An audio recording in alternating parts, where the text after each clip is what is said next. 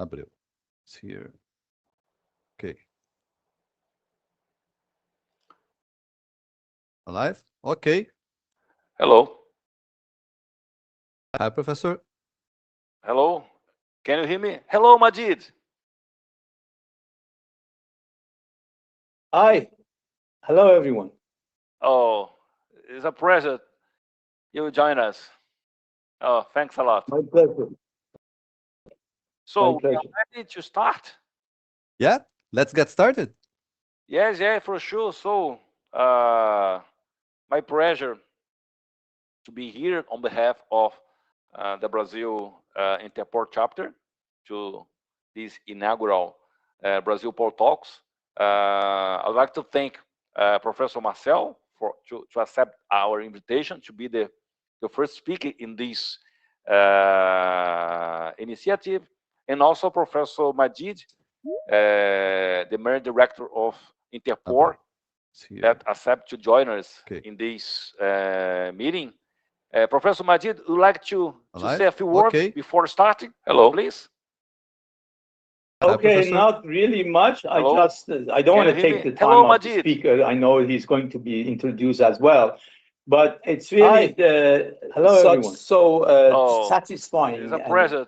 Such a pleasure to see Brazilian chapter from the beginning. All these years has been so active in terms of their let's get started. Their chapter meetings, but also having various initiatives, and including this one.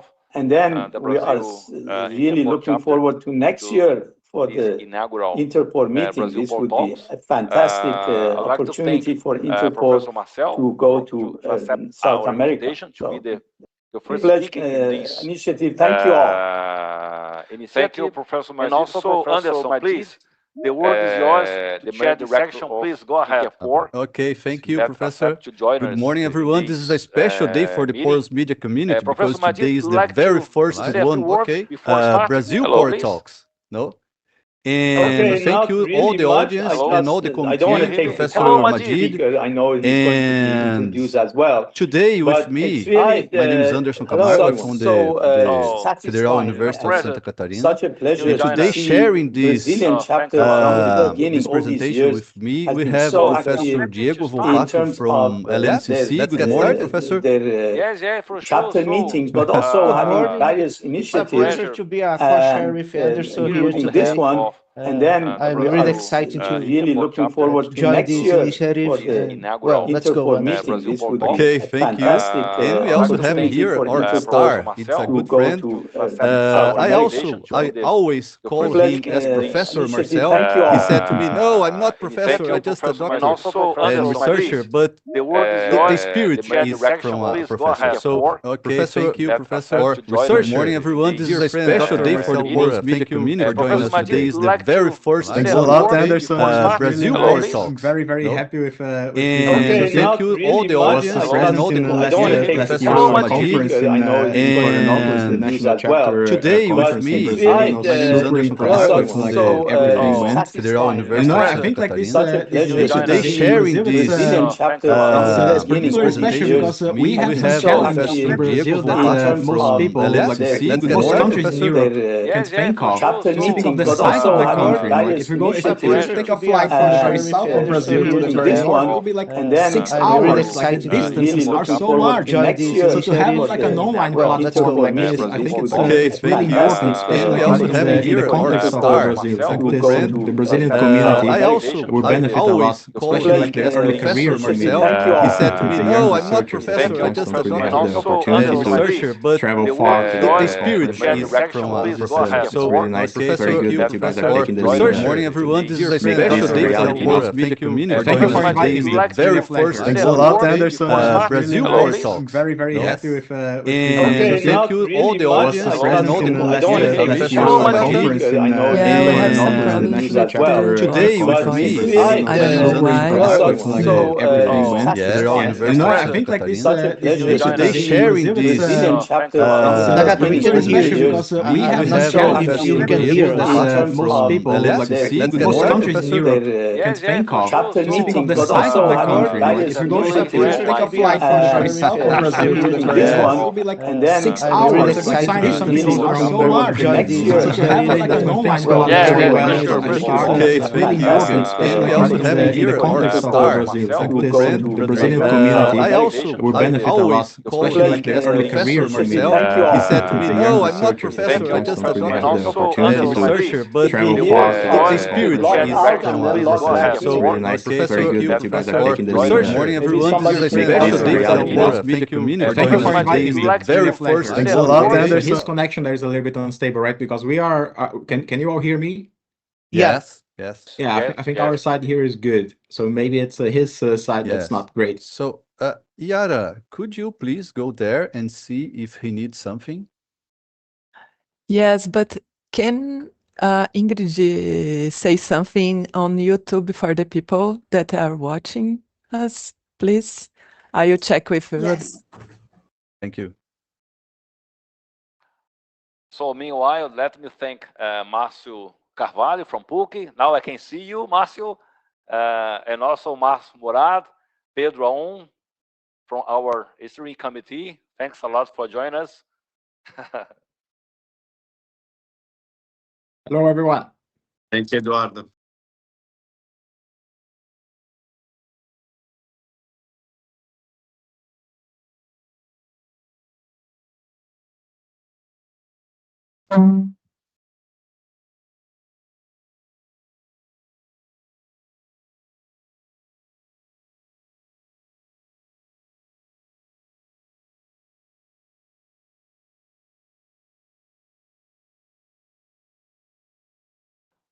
Despite of these technical issues, this is amazing how we can connect each other. This is amazing. This is amazing. It seems that we are okay with the audio now on YouTube. At least we're getting from Cirilo here that it's okay with the audio. Yeah. So maybe I could ask again, is everything fine? Yes, we got the thumbs up from YouTube. Okay. So I think we can probably go ahead. Go ahead. Okay. So before the presentation, I would like to say some words that this is an initiative from the Brazil Committee of Interpore of the Brazil chapter. So Pore Talks, as Professor Eduardo already said, it was inspired by the Porous Media Tea Time Talks, which Marcel Moura is part of this. And this is a platform to stream talks about porous media research in Brazil and by Brazilians, of course. We have lots of researchers doing their work around the world. We have some problems with our initial email address. It looks like Gmail don't like that we open a new account and send 400 emails for That's time. comprehensible, yeah. Yes, and so we changed the email address. Is this one that you can see here in your screen. And we would like also to ask you to subscribe to our YouTube channel and our social media led by Ingrid and Yara. We have a page in LinkedIn and also in the Instagram, okay? So the Interpore community, the Interpore committee in Brazil, it's growing up. These are the main researchers led by Professor Eduardo. We have here also Professor Marcel Moura, Marcel Carvalho, Grigory, Professor Pedro Tupan, Celso Pérez, and Nathalie. And we also have the social media team. Here you can see now Rodrigo Nagata is the guy behind the scenes. He's trying to solve our issues in this transmission. Ingrid, myself, Yara, Diego, and Felipe Munarim. And we also have some places for who wants to join us in this endeavor, okay? So we need more people to make this happen more continuously. And now I would like to ask to Professor Diego to introduce Professor Marcel Moura, and then you can perform your presentation, Marcel. Thank you very much. Thank you, Anderson. Well, some 4 words. Well, firstly, Marcel, thanks a ton to join us, to support us, to lead the fire of Brazilian community to be doing this new initiative today. And we are really happy to have you as our inaugural speaker, because everyone here knows that you are such a great speaker. So it will be a great presentation, I'm sure. So let me introduce you. I hope everything is correct, but you please feel free to correct me. Well, Dr. Marcel Moura is a physicist and a researcher at the PoreLab Center of Excellence at the University of Oslo. His work bridges the gap between fundamental physics and practical applications in fluid mechanics, specifically focusing on the complex dynamics of flow through porous media. He's currently the principal investigator for the FlowCon project, funded by the Research Council of Norway, which investigates how thin liquids films enhance the connectivity in porous networks, a topic which is critical to applications ranging from soil remediation to fuel cells technology. So please, Marcel, the floor is yours.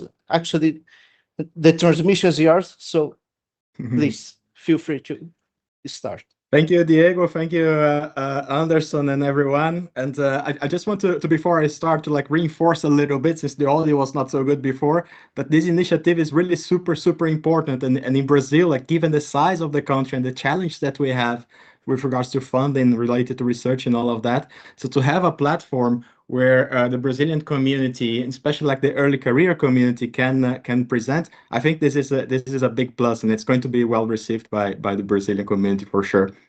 And yeah, so I just want to go ahead. Let me share my screen. Let's see. I'm quite new to Teams, so let's see if that works. Okay, is it like this? Have to move you out of the way, and then like that. Yep. Do you see? Are things moving? Yeah. Okay. Okay. And do I have your faces on the screen, or is this okay like that? It's good. Yeah.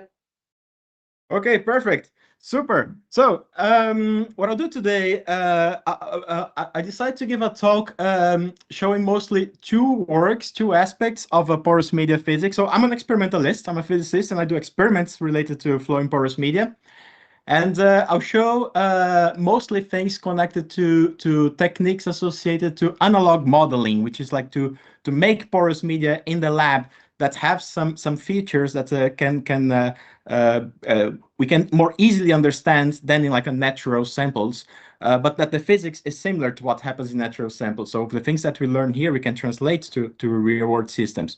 So this is our collaborative work of a lot of people from PoreLab, from the University of Oslo and other places where I work. And I'll start with some examples of porous media flow. I mean, this community is not really necessary. Everyone knows about porous media here. So when it rains down, the water infiltrates the soil. So that's a problem of flowing porous media. This is my favorite problem of flowing porous media, the coffee making. So any type of coffee brewing technique is a problem of flowing porous media. So an espresso machine is a forced imbibition setup, if you will.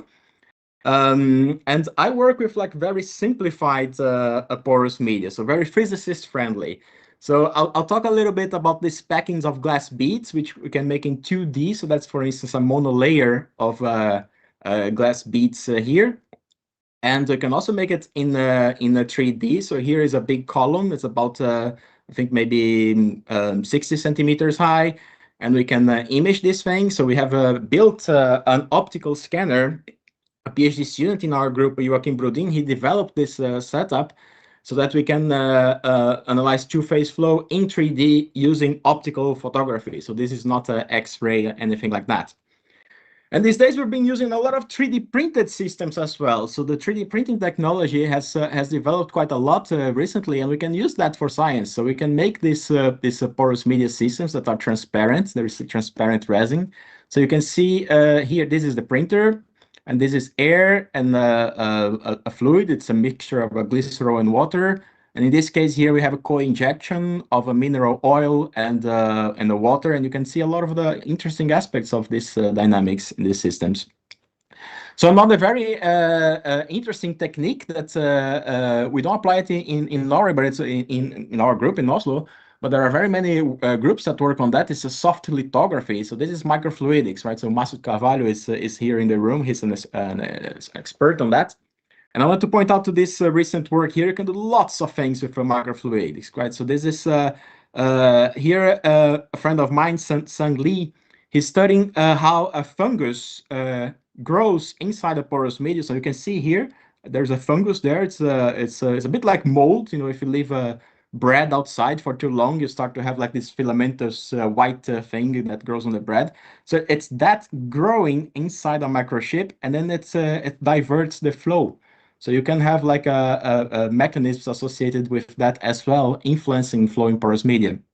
That was published recently, and you can see it here very clearly. So there is an injection of a water from left here, and then suddenly you have a fungus that was the spore was in the water. It starts to grow here. So this is a zoom session there. And then it starts to push the water into the porous medium that was filled with an oil, displacing that oil out, so cleaning this region of the porous medium. So this is a very exciting new research direction, and I think there's going to be a lot of potential for this in the future. There's a lot of people working on bacteria, biofilms in porous media, and now there is this possibility to work with a fungus growing inside the porous medium as well. So we have measured the permeability inside this fungus. It's a dynamic permeability. As it grows, it gets more compact, and then the permeability reduces. So these are the type of things that can be done these days. So I just want to point out here that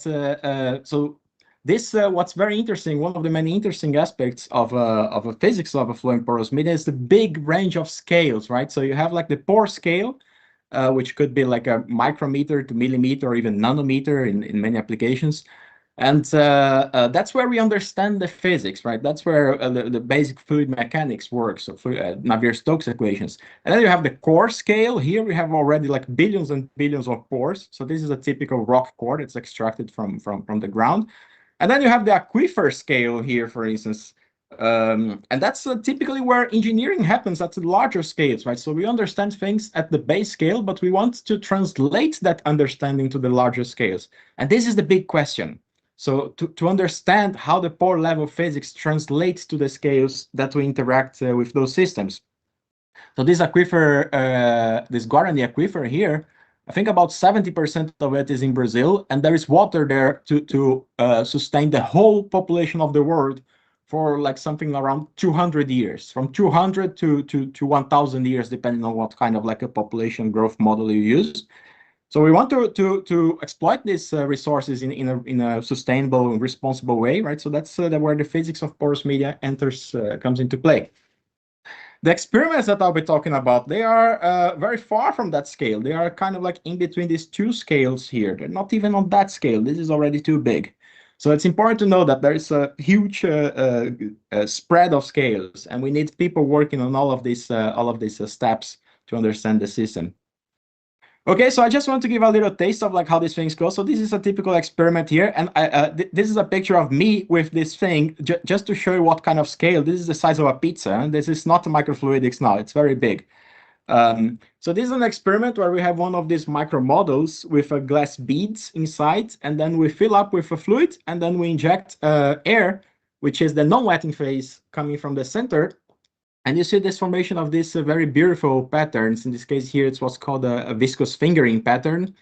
So we try to understand these different dynamics. If you change the viscosity, if you change the flow rates, if you change gravity, what happens? What kind of like different patterns do we get? How does that affect the flow, the transport in these systems?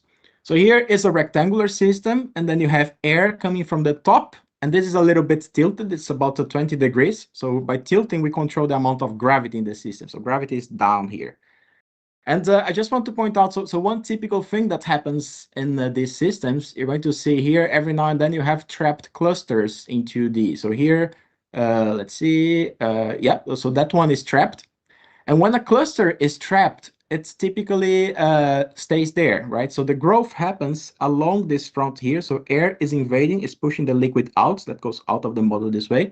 So you see that all of these trapped clusters, they remain trapped. That's an important aspect. And we always saw this in the experiments, and there were simulation techniques used to investigate that as well. But then sometimes strange things happen. So this is something that I noticed in the end of my PhD. You see, like this cluster here. We play again there. It's trapped, and then suddenly it starts to drain. So what's going on here? And that's the first part of the talk, and that's the work that I started in my PhD, and now we're continuing in a PoreLab. Paula Hayes, that comes also from Brazil, from the group of Márcio Carvalho. She has also been working on this problem together with us here. Okay, so that's the part one, thin films flows in quasi 2D systems. So this is some slides that I got from Paula here. So just to explain the setup, so you have a cell like this with a glass beads there. It's a monolayer of glass beads. And then we are withdrawing. We are removing the liquid from the side here, and air enters from the other side. And then we just film the things from the top with a regular camera. A good photographer camera is enough for this type of system.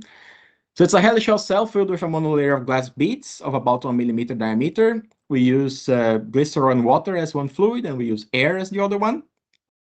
And these are the typical image that we get, right? So that's what you just saw. So you have a main defending cluster, which is, this is the boundary of it. So the defending cluster is this big one here. And then the invasion happens normally at this boundary. And then you have like these trapped clusters behind, like that's another one. But then here you see Paul has pointed out with the arrows, like the points in the trapped clusters that started to be drained. And that's what we just saw, right? Like all of these zones there, this liquid being drained from the trapped clusters. So what's going on? What's going on is a film flow. So these glass beads, they could be connected to one another by capillary bridges. Here you can see a simulation that Paula made that shows a typical shape of this bridge. You see, and that bridge can act as a pathway to connect different clusters. So that cluster there, if you zoom in here on the bottom of the cluster, you see a bunch of beads connected by these little capillary bridges. And these bridges, they can also conduct liquid. So the liquid can also flow through them. So you can make a capillary bridge underwater. If you just put your finger and lift a little bit, you can see the formation of one like that. And this is how this happens in this type of systems. But whenever you have like an angular porous medium, you have like a corner, you tend to have a little bit of fluid that could be left in that pocket, in that corner. And these pockets, they can also interconnect different parts of the system and act as a kind of like a secondary transport network. So that's what we showed in this work here. So here in this image, I'm mapping everything in green are pores that were invaded using like the regular invasion mechanism. So that's usual invasion mechanism. And the yellow ones are things that were invaded due to film flow. And that's not negligible. In this case here was about 8%, 8.3%. And depending on the conditions of the flow, the porosity of the system, the type of like shapes of the grains, this can be a very large. So we cannot really ignore these things. Here is a spatial temporal map of the dynamics. Super convenient to analyze the image, to have a map like this, because then just one image gives you the whole video, basically. It gives you like the whole dynamic. So the color is the time that a given point was invaded by the invading phase. So you can see these patches of like much later time. So these things that are here, they correspond to the yellow spots here. So they were invaded due to film flow. And then only pore throats that are smaller than a certain threshold can hold a bridge. And we can calculate this typical thresholds. And we see here, this is the conditional probability of the formation of a bridge as a function of the size, the distance between the glass beads. And if the beads are too large, you can never sustain a bridge there. It becomes unstable, right? It's somewhat similar to the instability, the Rayleigh plateau instability that happens on the tap. So this is one interesting thing that we found out, that there seems to be an active zone that follows the main drainage front, where most of the film flow activity happens. So you can see here on this video, so I'm showing in the red here the pores that are drained due to film flow. And you see that it kind of like follows the main drainage front.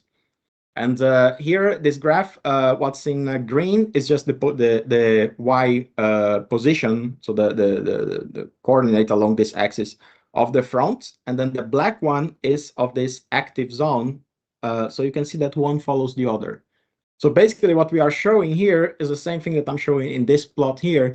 If you move in the reference frame with the front, so if you're moving down here and you measure what's the probability of having pores drained by film flow ahead of me, so as a function of the distance, you see that there is a peak close to the front. So there's a region of maximum probability, which is around the front. And with image analysis, we can track this whole network of films and bridges, and then we can see how different clusters are interconnected. For instance, this cluster C2 here is connected to this C1 through these bridges here, and then C1 is connected to C0 to these other bridges. And that means that C2, although it seems to be disconnected, it can still be drained. The liquid would go here and then there, and then it leaves. And we can we have like a tracking routine to find these bridges automatically.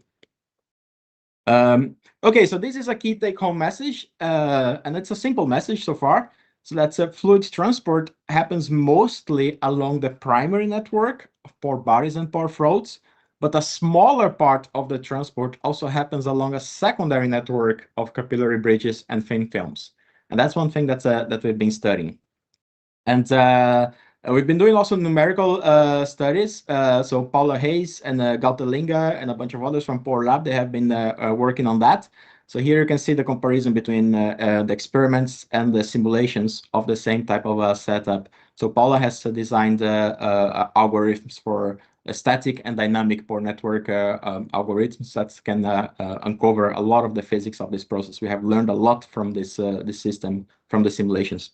So that's very convenient. And also like we can have like a direct numerical simulation of the geometry of the bridges, and then calculate the flow on those along those bridges, so that you can associate a permeability, a resistance in the bridge itself, and include that into the pore network models.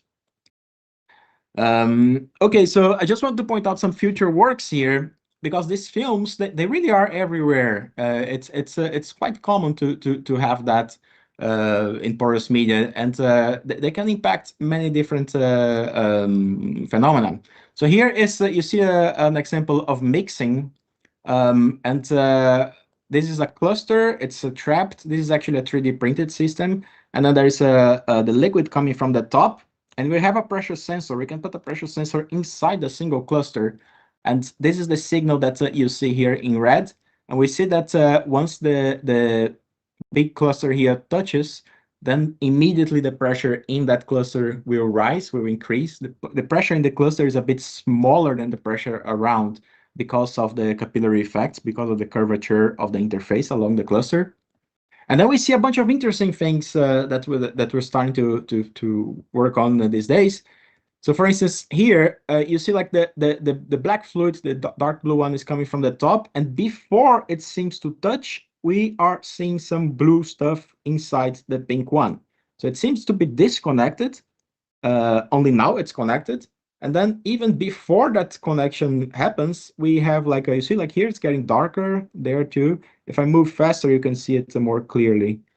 So this means that there is a connection through a thin film around here on the plates, on the top and the bottom plates, that is also transporting that liquid, the dark liquid, into the pink one here.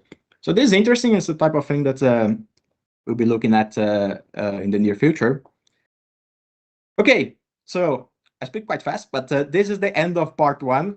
And then we're going to go now to the part 2 of the talk, where we'll still be talking about this analog models, but now it's a much more complicated setup. It's a 3D scanner. And it's a tabletop optical scanner for 3D flows. So that's something that was constructed, was built here in Oslo. There were some others built before. I know that there was one in the MIT, in the group of Ruben Juanes, and a couple of others, I think also in France. And we've built this one to image two-phase flow. So there are two different liquids here. So this was done by Joaquin Brodin here as a PhD student in our group, together with Knut Jørgen Molloy. So Knut Jørgen is the head experimentalist here in Oslo. So I did my PhD with him. I just want to give a bit of context. So back from 2D, so if we have the invading phase being the less viscous, so the less viscous phase enters the system, that's what we saw before. The viscosity is destabilizing the invasion. So that means that you tend to have fingers like that. If you have a finger, it tends to grow, okay? So if you have the opposite, if you invade something that's more viscous, displacing something that's less viscous, so the viscosity stabilizes the invasion. So it's a very simple, like this one here, it's just a circle that grows in a stable fashion, right? Like that, it remains circular. So the experiment that I'll show now, it's on this type of a situation because we have something more viscous invading something less viscous. So viscosity stabilizes, but it's 3D. So that means that there's something more that comes into play, and that's gravity. So although the viscosity is stabilizing, the gravity is destabilizing. So we are injecting a heavier fluid on top of a lighter one. So the heavier one is the green one. It comes on top of the orange one here. And this heavier fluid is more viscous. So the viscosity wants to stabilize. That means that if you do the experiment fast, it tends to grow as a stable front. But then if you do it slow, gravity takes over. You have a heavier fluid on top of a lighter one. So the heavier one will tend to go sink, right? To go through.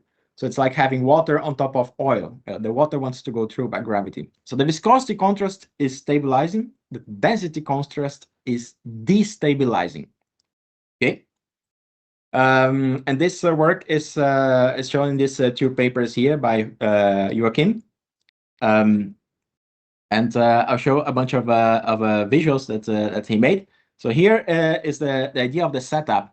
So it's an optical scanner. So we have a laser here that shines a sheet. So it's not a line like the pointer that we use for the presentations. It's a sheet. It's a whole plane. And then we have two cameras, one here and one there, and the laser moves in this track here, and the cameras move as well so that you keep the focus. And then you take a picture of a single plane. And then you add up all of these pictures like this, one plane after the other. So it's different from tomography. Tomography usually rotates the samples. This one here, we have like a planes, and then you add up everything, and then you can build the whole 3D reconstruction of the setup. So here you see all the glass beads, and then there's a cross section like that, and you see the fluid that's being injected. It's the green one coming from the top there, and you see it grows and then it starts to sink like that. And so the question is how to do that, right? Because in 2D, it's very easy to image things because we just have one plane. But in 3D, the things are not transparent, right? In principle, you cannot see the inside of like a big glass full of glass beads. So the trick here is that the liquids that we use, they have the same index of refraction, or optical index of refraction, as the glass of the beads. So the glass has index of refraction, I think 1.46, if I remember right. And the liquids that we use, they have to be tuned for that material. So here we use glycerol that has that index of refraction, and rapeseed oil. So the red one is just a cooking oil that we bought from a store, from the supermarket. It actually has a very similar index of refraction as the glass. It's a borosilicate glass that we use. And that's important because when you match the index of refraction, then you don't have reflections on the interfaces so much, on the interface between when the light gets the interface between the solid, between the glass and the liquid around. And that's the key to the whole thing. So the whole system gets transparent. But then you have the other problem. So, okay, now it's transparent. How do we see? And then the laser sheet, it's going to illuminate just the fluids. Because on the fluids, there is a special dye. It's a fluorescent dye. And there are two different dyes. One is green and goes in the glycerol, and another one is red. It goes in the rapeseed oil. And this dyes, so they fluoresce at a different frequency, at a lower frequency than the laser. So the laser shines green light, and then we see the fluorescent light that's activated from the dyes on the two fluids. So that's how we get to see it. And then the glass is shown dark because there's no dye there. So it's just a shadow. So that's how it looks like in the lab. This is like in the lab, and this is with the lights off. And here we just see a bunch of videos with different magnification levels of one cross section. So that's what you would see with your eyes in the lab of one fixed cross section. And then we move the laser and we adapt these things on the computer to get the full 3D reconstruction. Here you can see some of the problems. Like you see, like these lines. They come from the fact that we don't have a perfect matching of the index of refraction. So the better you tune this index of refraction, the larger you can make the system, and the less of these shadows we have. And then you can reconstruct actually the whole thing. So this is the full invasion body here. So that's just removing all the fluid and removing the glass bead. So we just see the invading phase. So this you can reconstruct it, and then we see, like, for different experiments, as you increase the flow rate, you kind of like stabilize the front more. So that means that it becomes more like a ball. You see, like here you have a low flow rate, and then gravity just takes over. The heavy fluid fingers through. But then if you increase the flow rate, then the viscosity enters as a stabilizing effect, and then you start to have like more spherical invasion like that. So this was invading from a nipple, from a single point, a needle, and then you can also do a flat front. And to do that, we use the 4 needles like this, 4 inlet points, 4 nipples up on the top here. And then we inject from all of them at the same rate, and there is some sort of like diffusing mesh here as well. That presses the whole porous medium, make sure that the beads are not moving, everything is stuck in place. And we can analyze this invasion. So if you just see how does the capillary pressure, which is the difference in pressure between one fluid and the other one, how does it vary if you have a little perturbation? If you go from one position Z0, so Z is this axis, Z0 to Z0 plus A, so that's the typical pore size. So if you see the difference in capillary pressure, there is a contribution due to gravitational effects. So that's just rho GH, that's the hydrostatic pressure. And there's a contribution due to viscous effect. So that's a Darcy type of term here. And they act on different directions. So the gravity tends to increase the capillary pressure, whereas the viscous forces tend to decrease it. So if you increase the capillary pressure, if there is a finger and the pressure on the tip of that finger is larger than before, that means that finger tends to grow. And the other way around, if the capillary pressure decreases when you have a finger, that means that it's a stable situation. So if we divide this pressure by the typical width of the capillary pressure distribution, then we got this equation here, where this F number here is this dimensionless fluctuation number. And if that number is positive, then the capillary pressure will increase. That means an unstable situation. And if that number is negative, the capillary pressure will decrease if you have a little advance. That means it's a stable situation. So that's a dimensionless number that we can use to analyze the stability of these fronts as we change the parameters of the flow. Okay, so this is again a more viscous, more dense liquids that displaces a less viscous, less dense liquid from above.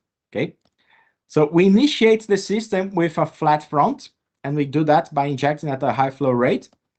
And then we reduce the flow rate to the flow rates that we want to study in that experiment. So in this case here, we chose 2 milliliters per minute. And then because this flow rate is low in this type of system here, then you have like an unstable situation, and that the front grows wider like this here. So this scanner is quite convenient because we can scan a larger system like that, and then you can have like statistical properties. For instance, you can characterize the width of this front. If you get like the boundary between the invading face and the other face, so that's what's here in purple. So it looks like this perforated pancake like this. And then here, Joachim has just moved this boundary a bit down here, so you can see it a little bit better. And we can study the width of this boundary. So basically like the vertical size of that boundary for the different experiments. So here is the same thing, it's showing there. Okay, so this is what we call the front width. And that's this type of evolution here. So this is the width as a function of the injected volume. And then you can see that if the flow rate is large, so you have like these experiments here, the width, it starts to grow and then it stabilizes. So it keeps on growing flat. And that's what we call a stable invasion. If the flow rate is low, then the width never stabilizes. It keeps on growing. So it keeps on fingering through the system. And that's an unstable situation. And then if we translate this graph here into using like the x-axis as this f number, we see that very nicely that the f equals 0 separates the domain of like a low width, so that's stable, to large width, that's unstable. So here viscosity wins, and here gravity wins. This is gravity, this is viscosity. So this is all very nice, all very good.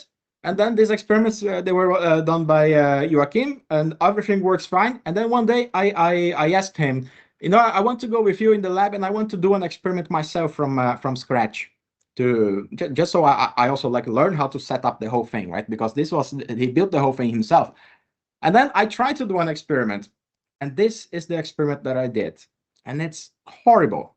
You see that it's a completely out of the curve experiment here. The flow rate was very large, so it should be completely stable, but it goes up. It was completely unstable.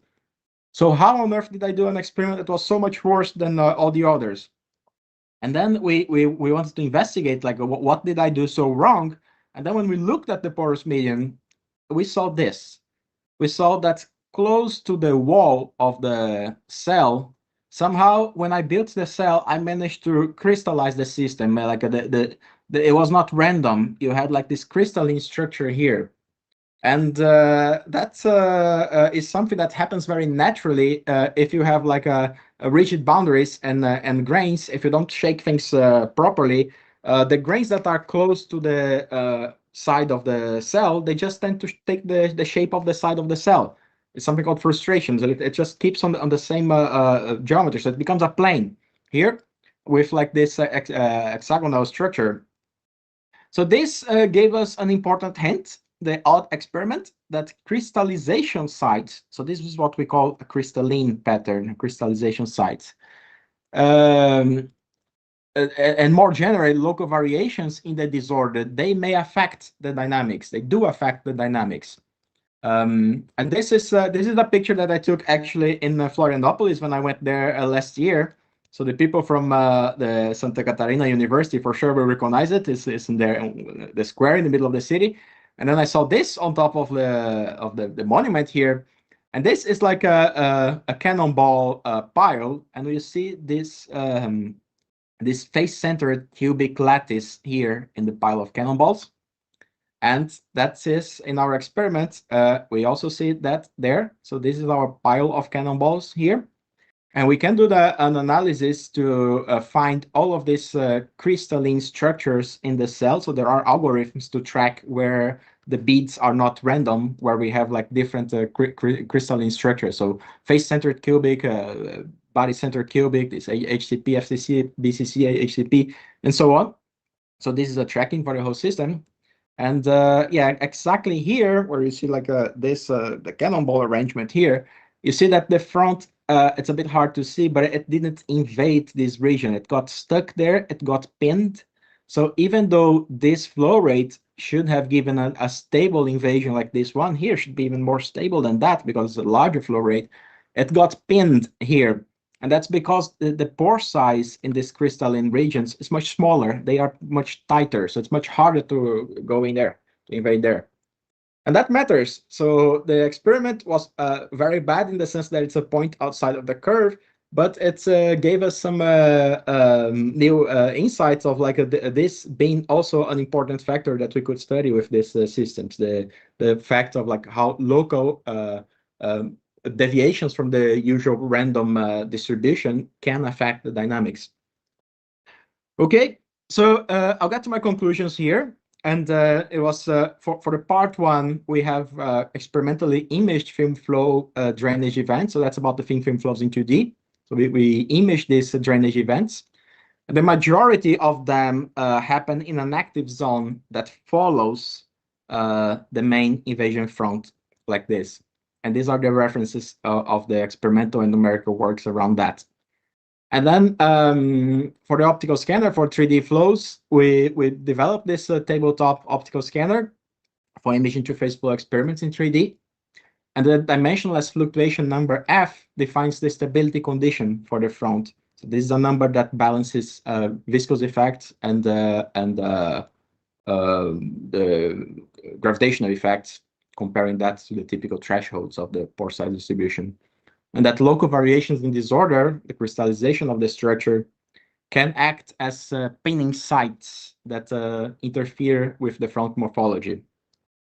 Okay, so I'll finish here, but you're not free to go yet, because now it's time for the commercials, because I have a tiny little bit of time, so I'm just going to show that you see, like these things, they are actually quite visually appealing, right? A lot of these experiments and simulation, that's one nice thing with Porous Media. We get a lot of like very aesthetically interesting images for free almost sometimes. And Interpore has built a nice album, so you can check that out, the Interpore album of Porous Media Flow.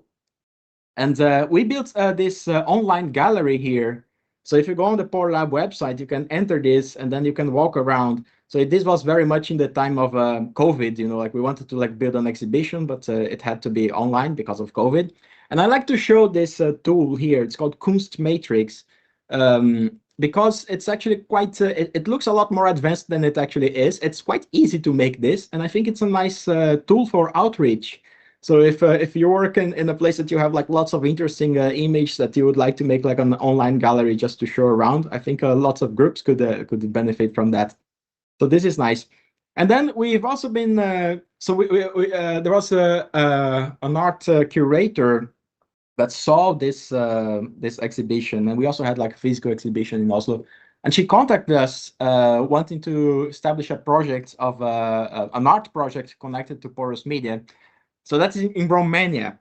So I went there, and Alex Hansen and myself and like two other artists from Norway, we teamed up with 2 scientists and 2 artists from Romania. And then we had this exhibition in the art gallery there, Porous Matter. There were lots of people, and it was super nice, super fun to work with the artists.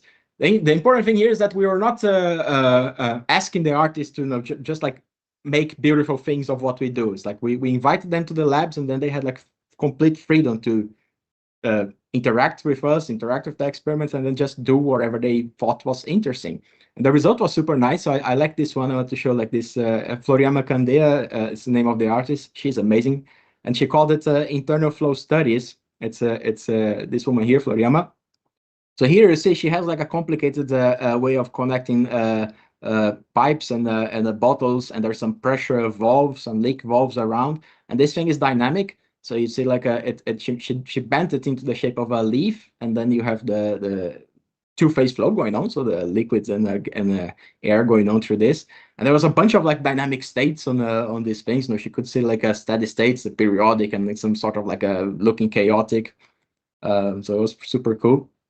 And then there was like a node projector that filmed the thing, and like or just like projected the image of the experiment on the wall, like there.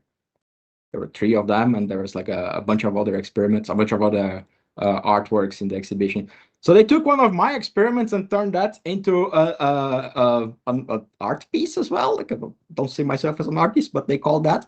So, and we have to give titles, because if you make an experiment that ends up in a gallery, they ask what's the title, and there's no title, it's just an experiment, but I had to call them something. So this one here is called Porous Hypnosis 1, and this one here is called All Roads Are Porous, and it goes like this, and then people can interact with it, so they can play around.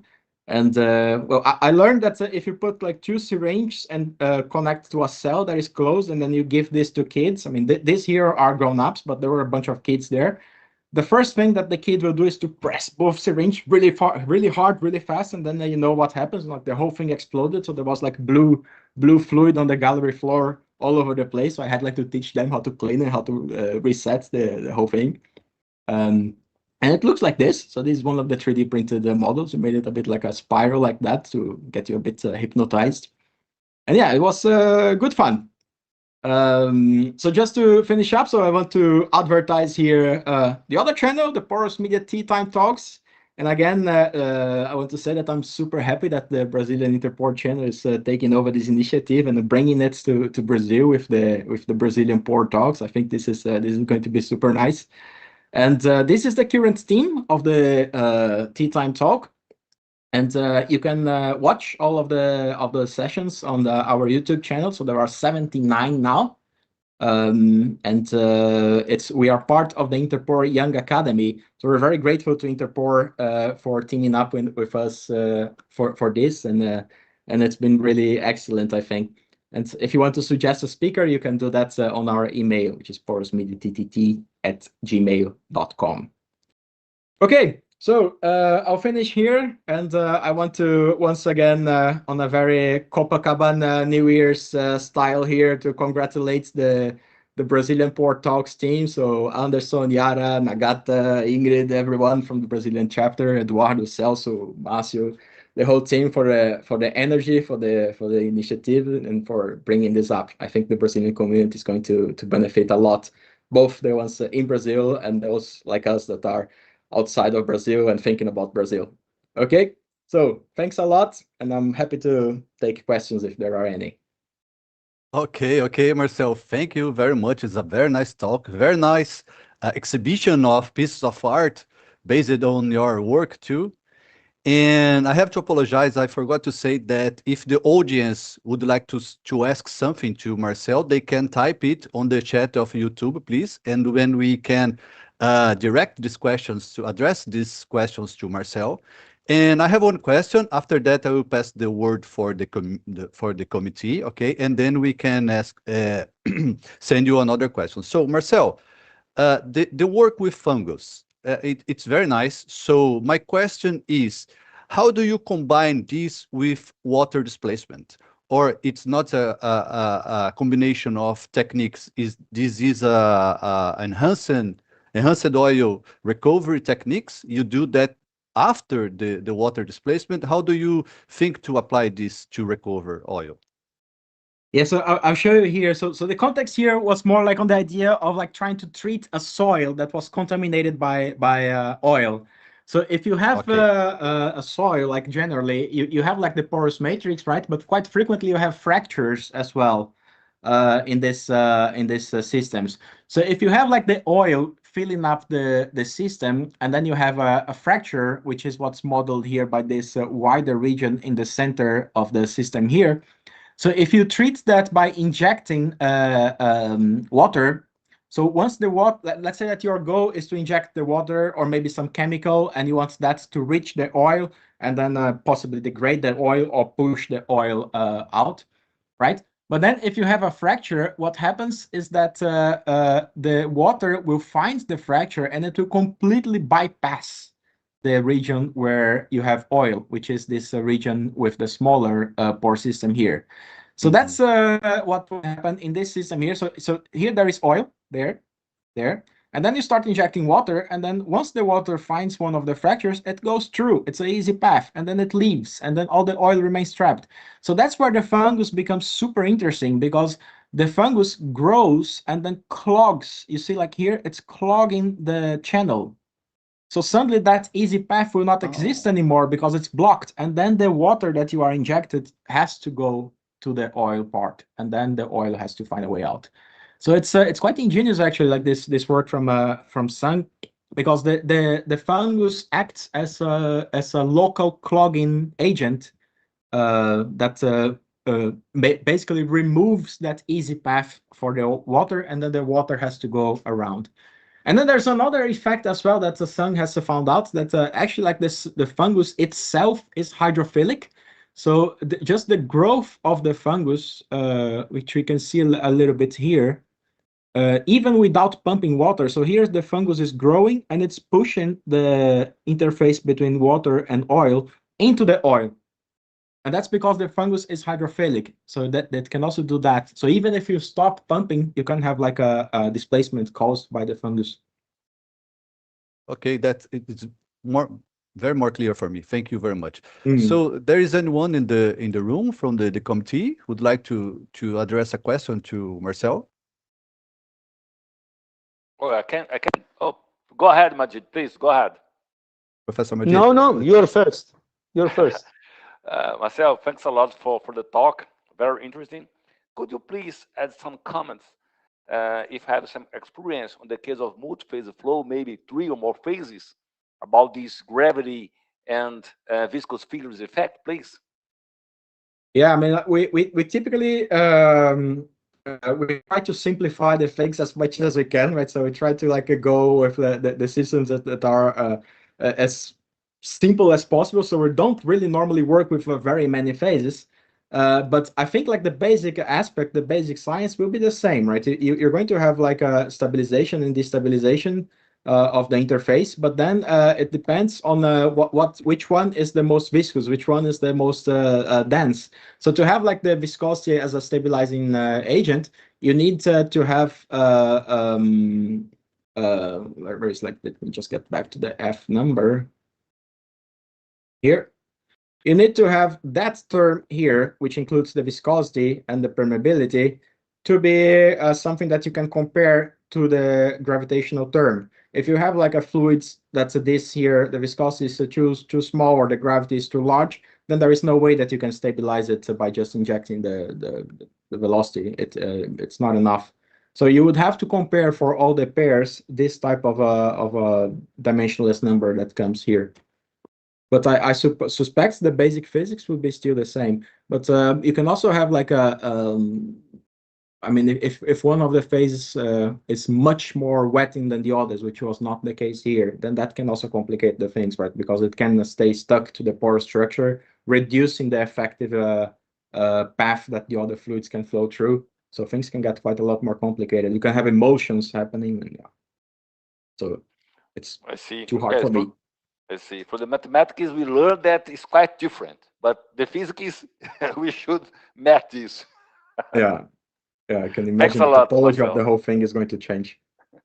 Thanks a lot, Marcel. Thanks a lot. Please, Majid.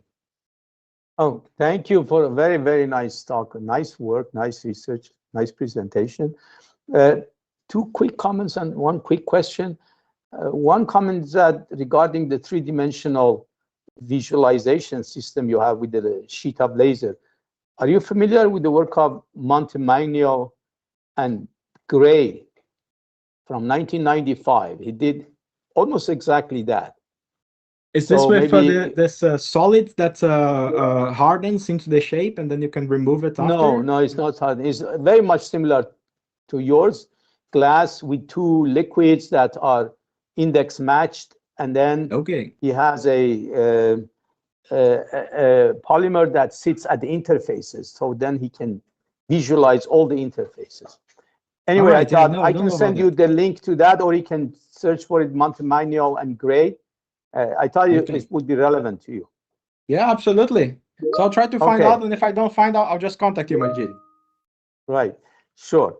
At the end of your first part of your talk, you mentioned rightly, you mentioned that there is probably a film of the wetting liquid on the upper and lower plate of the micro model. But I guess you cannot see that, right? It's below your resolution. Yeah, in this case here, we see it indirectly because we see the black liquid showing up here. So it's we indirectly see that there must be a film. Yeah, well, you assume that there is, and that use that as explanation for what you see. I understand. But then I would like to point out that any conclusion you make based on this, you should be careful not to extend that to three-dimensional porous media, because such flat films do not exist in three-dimensional porous media. So you really cannot extend things you see here to 3D systems. Yeah, in that case here, with the films being on the plates, then this is a 2D effect. This other effect here, where we have the capillary bridges, that's 3D. different, and that can happen in like any kind of like sandstone, right? So anything Actually, like that, and also an angular system, like the type of things that Daniel has studied a lot, right? So this angular pores, you can have the films and corner films and all of that. But this specific one here, if it is something from the plate, then that is something specific for this system. Yeah, absolutely. Right. Yeah. Okay. Thank you. Good. Professor Diego, please. So, Marcel, first of all, great presentation, great work. Congrats. My question is more out of curiosity because I'm not an experimentalist, but I work with some kind of simulations that it would be really good if you have this that I will ask you now. It is regarding the first part and regarding the packet bed. Is it possible to generate, let's say, a multi-scale packet bed with permeable particles? I mean, I'm not sure if this is even possible. You're talking about 2D or 3D? 2D, 2D. Yes, I mean, we haven't been doing that, but I can't see why it wouldn't be possible. So it should be possible. We couldn't have like I mean, like coffee is an example of that. Yeah. Right? Coffee is a system that you have permeability associated to the flow in between the grains, and then each coffee grain itself is a porous medium. So that is a system that is like that. It's a permeable system that has a dual porosity system. So do you think is there any work on the glass beads generated to be dual porosity or stuff like that, like inner structure, inner porous structure in the glass beads? Not that I know of. With glass beads, they are typically solid and don't have an inner porous structure, at least from what I know of. You have other things like hydrogel beads that they have an internal structure, but that's more like a polymeric structure, and then it swells. It's not exactly like I think a coffee would be the best example of that. Yeah. But yeah, I don't know of like a glass models with internal porous. I see. Well, it would be great to have, a lot of people are working with numerical methods that are multi-scale, for instance, and it would be great to have a controlled set of experiments. Yeah, but that can be done. Yeah, but that can be done. But it's much easier with this type of setup here with the 3D printed system, because here we are 3D printing, so we are defining the geometry.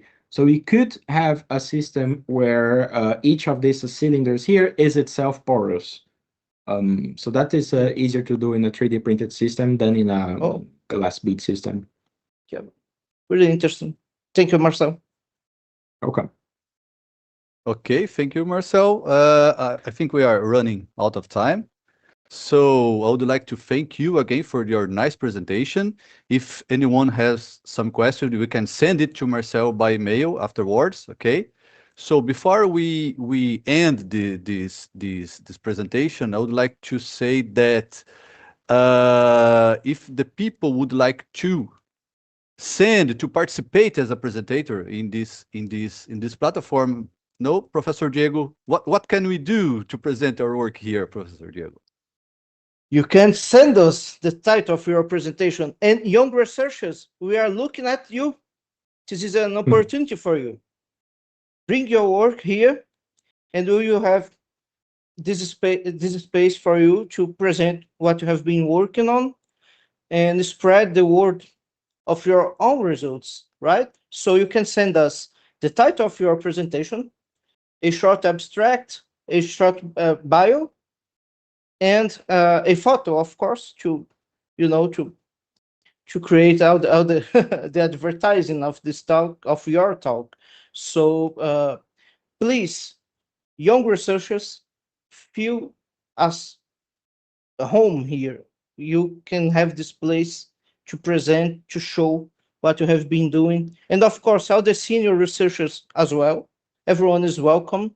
This is a place for the Brazilian Porous media community. So please, everyone that are wishing to be here presenting, showing results, please feel free to keep in touch, to send us a message. It will be really great to have you all here with us.